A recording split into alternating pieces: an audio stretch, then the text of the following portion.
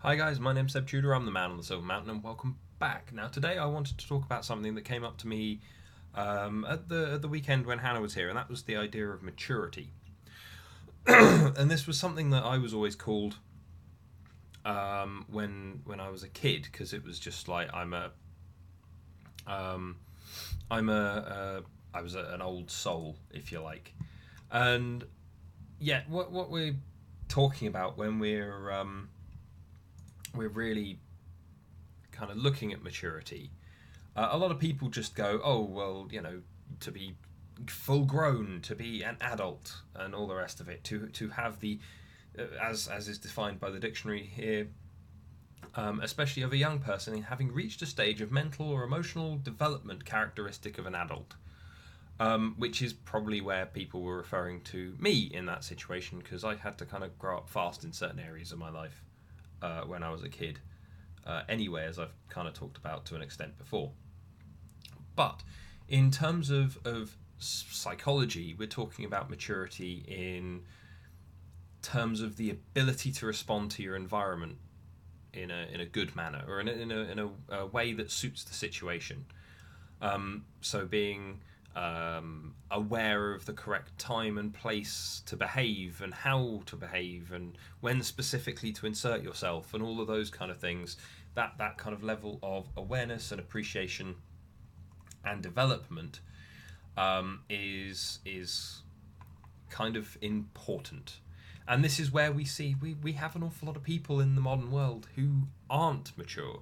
They may be fully grown adults, but this is something that has talked about a lot more recently, especially by people like Professor Jordan Peterson, who talks about kind of weak men, and how women have had to put up with it, and how that's where some of this pushback comes from, and how kind of that rolls forward.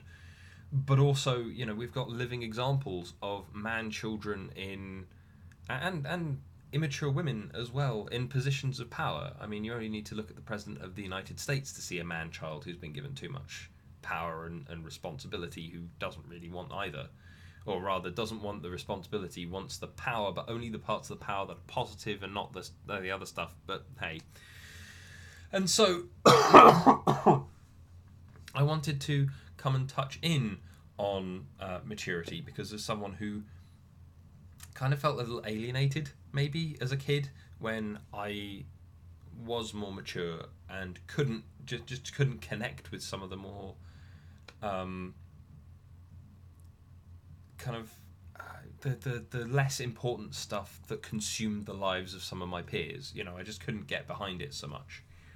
And so coming in and taking a look at this after this comment at the weekend, I've got 7 kind of points that I want to touch on in regards to how you can be more mature, how you can step outside that acting like a kid, and how you can kind of shift yourself towards acting more like an adult. There are all these memes and all these things, and many a true word was said in jest. To be fair, but about I've seen this a lot and heard this a lot from uni students as well, where they're like, "Oh, well, I'm not great at adulting." It's like, well, you've got no other choice. Grow up quickly, please. You're already an adult. You're already responsible for yourself. But again, university, high school plus, essentially, doesn't do people any favors in regards to pushing them towards maturity and more adult behavior if they haven't already got it themselves. The levels of responsibility and flexibility are skewed in such a way that it doesn't lend to the development of mature behavior unless you're already kind of inclined towards it in the first place. And so as a result, let's take a look at these 6 points. Now, the first one, considering we're talking about acting, and how it's all about kind of knowing how to respond to your environment and being able to, the first thing that stands out to me above all else is being able to know and understand yourself. I've talked about this before in regards to introspection, in regards to profiling, in regards to all manner of different things. But understanding yourself is the most important thing here. Why? Because, if there's nothing else you need to be able to respond to your environment effectively, even if you're in a complete vacuum. Yeah, if there are no other people around, if there are no other influences on you at the time, you still need to be able to respond to whatever environment you find yourself in an appropriate manner. Just because you're by yourself doesn't mean that you should suddenly start breaking the law or suddenly start acting out just because you can. Just because you're not kind of overseen by other people. And so, making sure that you allow yourself to see yourself as others see you, and then kind of change your own perception by changing your actions first, if that makes sense. So to break that idea down a little bit more, if you're able to at least acknowledge how other people see you, whether you decide to act on it or not, different matter. But I know that, for instance, some people find me intimidating when they meet me in person. I'm a tall man. I speak my mind. I can't say I give much of a shit anymore, and I put myself across without fear, because when I have been fearful, it has ended up negatively for me in the past. I have my reasons, but again, I know that may very well make an impression on other people that is less than favourable. In which case then, though, knowing myself, knowing the way that I function, and seeing it from the outside, being able to extract myself from myself to get a view of what I'm doing, and being able to measure it as well with things like DISC, and some of the other scales and things that I've talked to you guys about before, that allows me to maintain that level of growth, that level of maturity, that level of kind of solidarity with how I'm going to respond, that level of consistency with how I'm going to respond, because I know how my parts work and how all of my systems kind of engage. And so that allows me then that moment to judge and to make sure that my actions add up to what should be happening, and kind of understanding either why people respond to me in a certain way, or how I can kind of shift myself so that I minimize those situations. The next thing is that you've got to be yourself. Yeah, just because you take yourself from the outside and appraise yourself and understand all the working parts, doesn't mean that then you shouldn't still act the way that you are. A mature person, someone who will act appropriately within an environment, they'll know how to exercise their personal rights, but without denying the kind of agency of other people. And this includes both your positives and your negatives. Your limitations that are set in stone, the things that you can't do, are just as important to acknowledge as your strengths in regards to tackling a situation, applying yourself to an environment.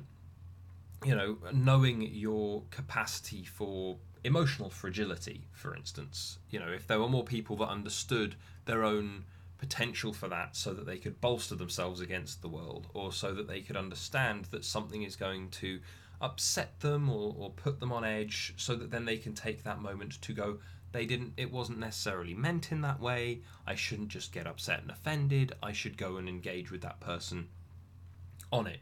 That doesn't mean that you aren't being yourself, because you might still question that person, you might still get into a discussion with that person on that topic, where you argue your side of things. But it means that because you've taken the moment to go, I know how I work, and I know who I am, and I want to be myself, but that still means that my limitation is here on my emotional side.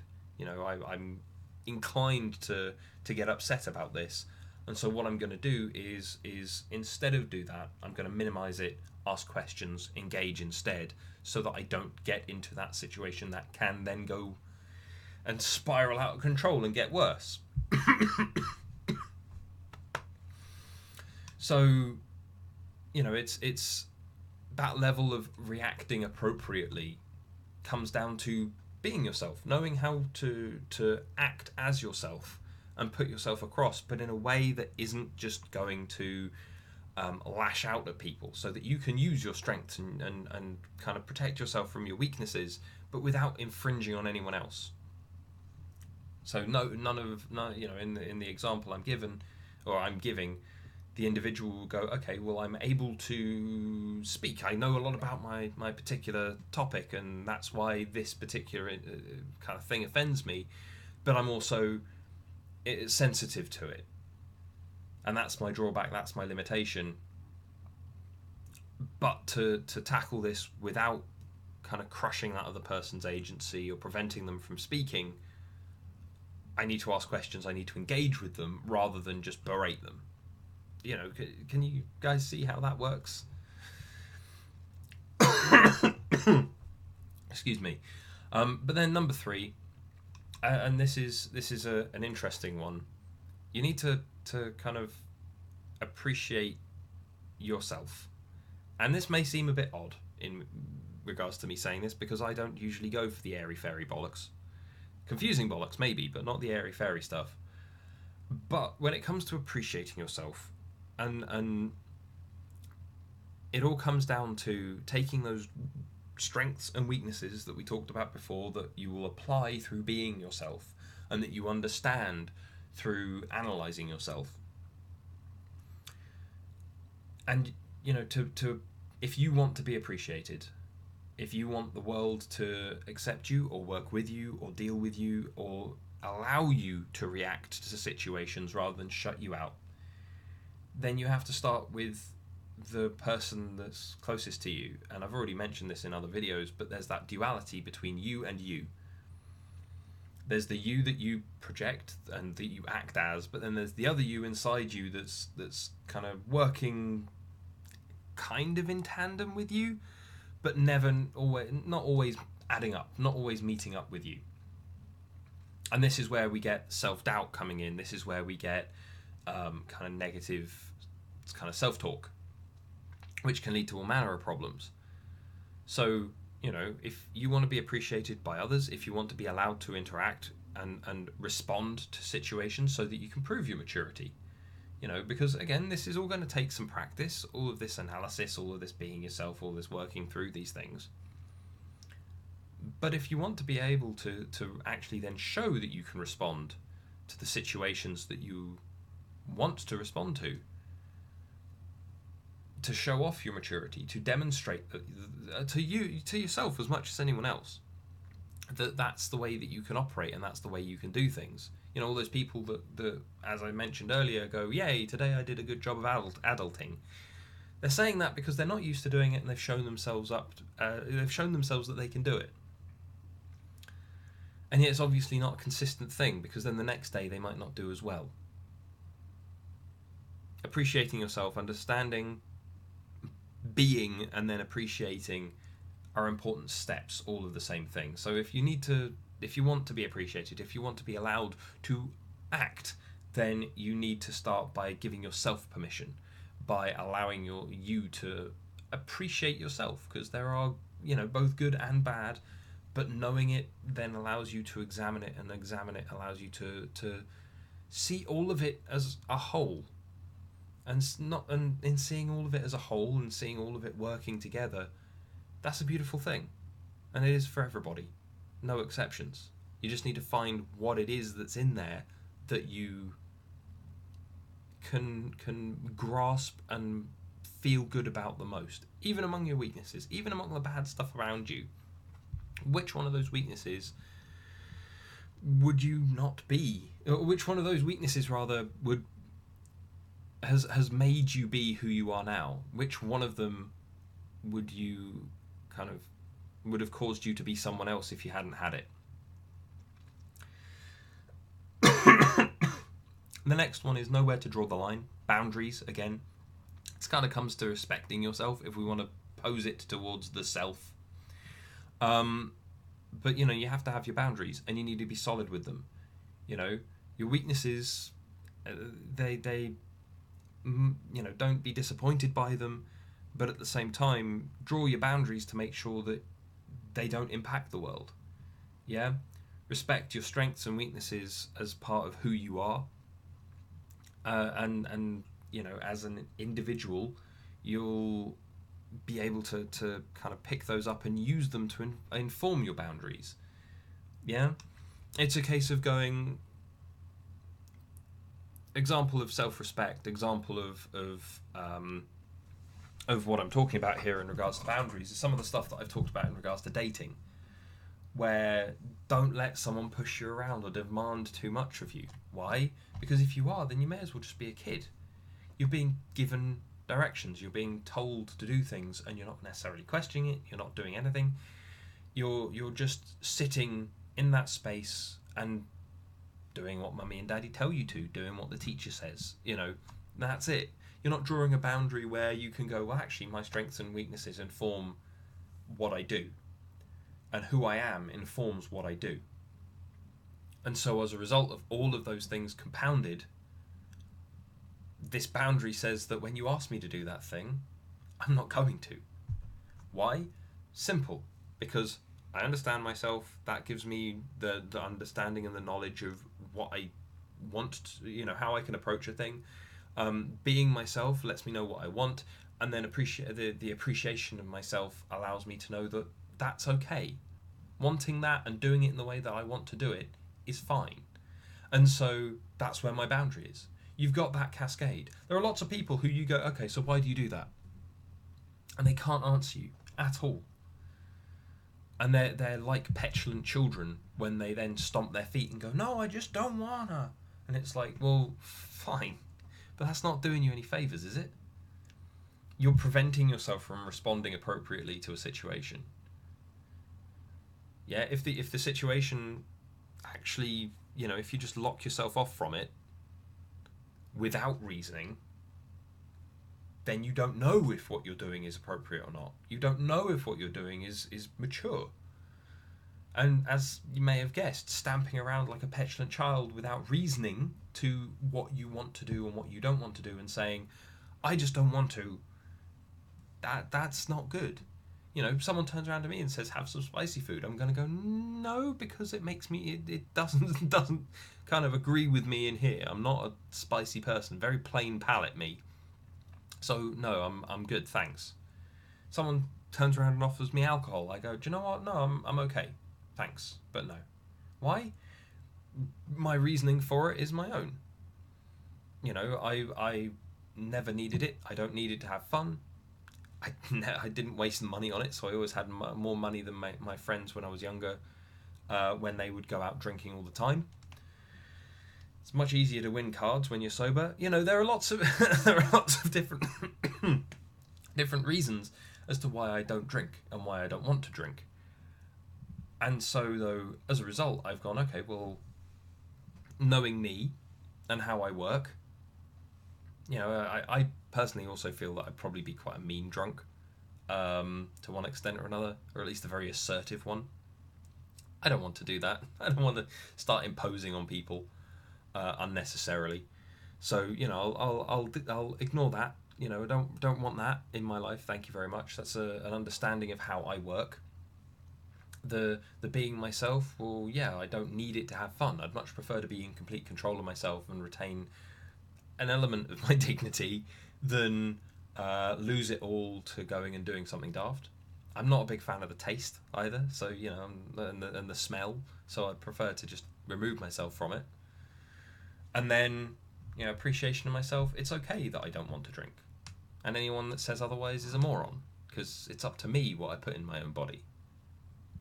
So then where's my boundary? Well, my boundary is if someone offers me a drink that's alcoholic, I'll refuse it, because I don't want it, for all the reasons listed above.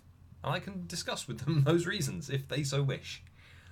But that's not me turning around and going, no, I just don't want it. Because that's not a particularly adult or mature way of interacting with that situation. Having a discussion, reasoning about it, talking about it. The number of discussions where people have gone, oh, well, I can't have fun when I'm drunk. I can't have fun without drink, rather. Or without being slightly drunk. And then they still have a great evening because they've offered me a drink, and we've ended up having this really big conversation that's spanned out tangentially into all manner of things, and we've ended up, the end of the evening being like very philosophical talks at stupid o'clock in the morning, and them turning around at me and going, how can you be like this without booze? And it's like, because I'm crazy anyway. But anyway, moving on to point 5. Point 5 is, whilst you need your boundaries, you do need to be able to laugh at yourself. Boundaries are about respect, they're about dignity, they're about consistency and maintaining yourself, but there are going to be times when you just shouldn't take yourself seriously. Yeah, allow yourself to make mistakes, and instead of getting all upset and angry about yourself, laugh it off. Nothing that you do is really going to impact anyone other than you far into the future. And so, make sense of the things that you fail at, or the things that you suffer from, or the things that are negative in your life. You don't have to cling to them as these big negative pillars that hold your life together. They can be just things lying around. You understand where they came from.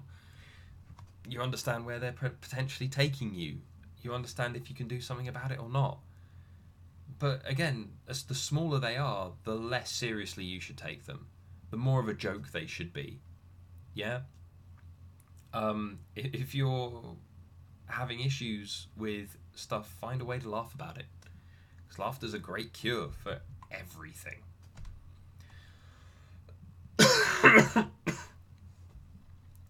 And then the 6th point that I want to address is you need to take care of yourself.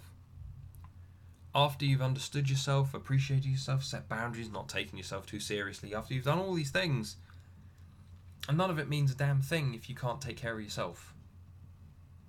Yeah, and this is again part of that adulting thing that we were talking about a little earlier, where part of the adulting thing involves stuff like cleaning up after yourself, ensuring that your surroundings are kept in a way that you can actually live in them. Yeah.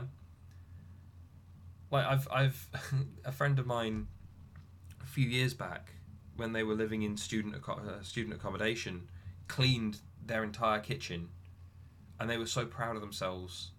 And it was like, but if you just cleaned up as you went, or like at the end of every day, like when Hannah and I are by ourselves, the way that we tend to tackle things like laundry and washing up and whatever else like that is just like, end of every day we'll just go and take a look at it, make sure that it's as done as it can be without the hot water dying on us or whatever else, and then it's just like, okay, so we've finished the day, or first thing tomorrow morning, and we'll come and do the washing up and we'll sort it all out. That way it's ready for when we next need to use it. Simple, effective, yeah, clean as you go, stuff that you get taught in retail and catering and all that kind of stuff. But it's kind of that taking care of yourself that needs to be a consistent thing, and that takes practice. That does, because it's a collection of different skills that you need to learn. Yeah, there are people that don't know how to iron without burning a shirt. Great, okay, in which case you need to find a way to iron that doesn't involve that, or learn better of how learn kind of more of how an iron works, maybe, so that you're not just leaving it in one spot to burn things. Learning to cook for yourself, making sure that your personal hygiene is good, all of those kind of things. That self-maintenance means that everything else that we've been talking about here can actually happen. Because if you don't maintain yourself, you can't do everything else. You're going to be incapable. Why? Because you're not going to be functional. You're going to be sick, or you're going to be in a situation that means that working or doing anything is more difficult. A cluttered life, a cluttered environment that isn't going to allow you to set goals, to move forward, to approach situations in any way, be it appropriate or otherwise. And then the last point that I want to touch on, point 7, which is one I've talked about before, is awareness. To actually approach a situation, to interact with it, to demonstrate that mature situation and all the list of other behaviours that we've talked about so far, you need to be aware of what the fact that the situation is there in the first place. As said, when talking about it psychologically, maturity is the ability to respond to the environment in an appropriate manner. If you're not aware of your environment, if you don't know it even exists, then you're not going to be able to approach it. Again, we can look at current political climate in certain parts of the world to see how the lack of awareness on the parts of the people who are acting in ways that are not mature mean that then their behaviour is exacerbated. It's made worse by the fact that they're not aware, they're not paying attention to the situation that they're applying themselves to in the first place, so that even if they act, considering they're not acting in a mature manner anyway, considering when they act, that lack of awareness just adds another level of negativity to what happens in the first place as a result of them applying themselves to something in a way that isn't appropriate. But anyway, guys, I'd love to hear your thoughts. Were you like me as a kid and the mature one, or were you did it take you some time to learn to grow up? Have you not grown up yet? Are you enjoying your kind of less mature, less appropriate way of dealing with things? Is there a way that you've found a middle ground? I'm interested to hear your thoughts. I'd imagine that most people have found their way towards maturity to one extent or another, but obviously the less responsibility and the less situations that are pressed upon you by your environment, the less you've got a reason to actually develop these behaviours in the first place. So, either way, I'd love to hear your thoughts. So thank you very much, guys, and I'll see you in the video later. Take care. Thank you very much for watching. If you enjoyed this video, guys, then please drop us a like, share this video, and subscribe for more. And I'll see you in the video later. Take care.